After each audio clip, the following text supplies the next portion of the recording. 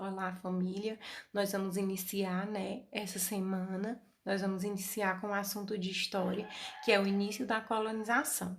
No livro de vocês, que é bem legal, né? Tem uma receita. Você gosta de doces? Sabia que existe um ingrediente presente na maioria dos doces que está ligado à nossa história, à história do nosso país? Leia a receita. Doce de leite caseiro. Aí nós temos como ingredientes 4 xícaras de leite e 2 xícaras de açúcar. Modo de preparar, vai dizendo como é que você tem que preparar. Quem puder fazer em casa essa receita, faça, tira uma foto, posta lá para a tia ver como é que ficou o doce de leite caseiro, tá bom? Depois, né, nós vamos vir aqui para na página 28, a tia só cortou as questões para vocês não verem as respostas. Mas nós vamos responder essas questões que diz assim: qual dos ingredientes dessa receita é responsável por deixá-la doce? Qual é o ingrediente? Só são dois. Qual é o que deixa ela doce? Esse ingrediente já foi artigo de luxo, que custava muito caro e faz parte da história do Brasil. Você sabe como ele é produzido? Você sabe como é que ele é produzido, esse ingrediente caro? Esse ingrediente que já foi caro aqui no Brasil? Aí, se você souber, você vai contar, né, pra gente escrever. Se não, você coloca que não. Em sua opinião, atualmente é possível consumir doces que não utilizem esse ingrediente em sua composição? Você acha que tem doces que não levam açúcar? Hum? Você vai responder se sim ou se não e por quê, tá? Algumas pessoas só podem ingerir quantidades muito pequenas desse alimento. Você conhece alguém com esse tipo de restrição alimentar? E sabe qual é a origem dessa restrição? Tem pessoas que elas não podem consumir esse ingrediente, né? Elas não podem consumir o açúcar. E aí, ou então elas só podem consumir numa quantidade muito pequena, né? Você sabe que tipo de pessoa é? São pessoas que a gente chama que tem diabetes, tá? Essas pessoas, elas têm um problema onde o organismo dela não aceita uma quantidade muito elevada de açúcar e elas passam mal e tem toda uma problemática, né? Aí, passando para a página seguinte, pau-brasil, a primeira riqueza.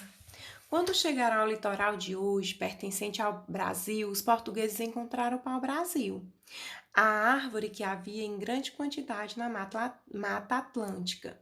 Nessa época, para os indígenas que falam línguas de família tupi-guarani, o pau-brasil era chamado de Ibirapitanga, que quer dizer árvore vermelha.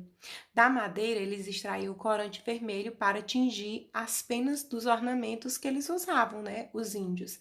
E eles também faziam arco e flechas. Na Europa, o corante servia para tingir tecidos e a madeira era usada na fabricação de móveis e embarcações. Visando a obtenção de lucros, os portugueses passaram então a derrubar o pau-brasil e levar, tá, para Portugal e para de lá vender para outros lugares. Olha só. Aí a gente vê a imagem, né, do pau-brasil, uma árvore que o Brasil recebeu o nome, mas muitos de nós não conhece realmente essa árvore. Aí vem dizendo, né, como era a Mata Atlântica, de 1500 a 1600, e quando eles chegaram aqui, né, foi muito explorada. Então, eles exploraram muito e a gente vê a diferença em 2014, né, que praticamente essa Mata Atlântica, ela desapareceu, né? Isso, os pontos verdes você vê que são raros. Aí ele diz: "O que aconteceu com a Mata Atlântica ao longo do tempo?" Você vai responder: "O que foi que aconteceu, pessoal?" Quanto tempo levou para essa mudança acontecer? Olha só, de 1500 a 2014, quanto tempo, né? De 1500 a 1600 era desse jeito, tá? E para 2014, então você vai fazer a continha, né? Quantos anos se passaram? Mais ou menos, para que isso acontecesse? Em sua opinião, por que isso ocorreu com a Mata Atlântica? Por que foi que aconteceu essa diferença tão grande de Mata Atlântica, quando você vê aqui a Mata Atlântica original e a Mata Atlântica atual, de 2014, né? Como foi? O que foi que aconteceu? O que foi que se deu para que isso acontecesse e ficasse nessa situação? Depois, nós vamos passar lá para a prática do escambo, que é bem interessante, pessoal. Para extrair o pau-brasil, os portugueses eles utilizavam o trabalho dos indígenas, né? Eram os índios que serviam, tá? Para eles, trabalhavam para eles. Os nativos derrubavam as árvores, cortavam os troncos e as toras e levavam a madeira até a praia e carregavam as caravelas. Em troca da madeira, os portugueses entregavam aos indígenas machados, foices, tecidos, espelhos, pás, facas e outros objetos que os nativos consideravam importantes. Esse tipo de troca, que não envolve moeda, não envolve dinheiro, né?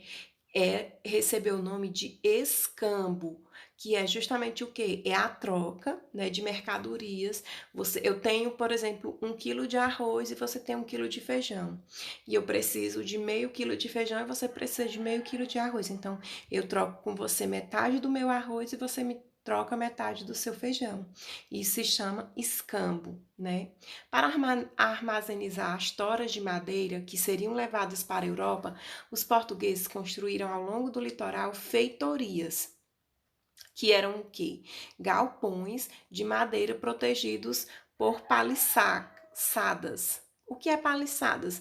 Cerca feita de troncos pontiagudos. Então, eles faziam, né, uma barricada ali, eles faziam um, as feitorias, né, que eram justamente os galpões, e protegiam com várias cercas ao redor, tá? Aí ele, no 2 ele diz assim: observe o mapa reproduzido acima, leia a legenda e responda o que o desenho do mapa representa. Descreva os detalhes.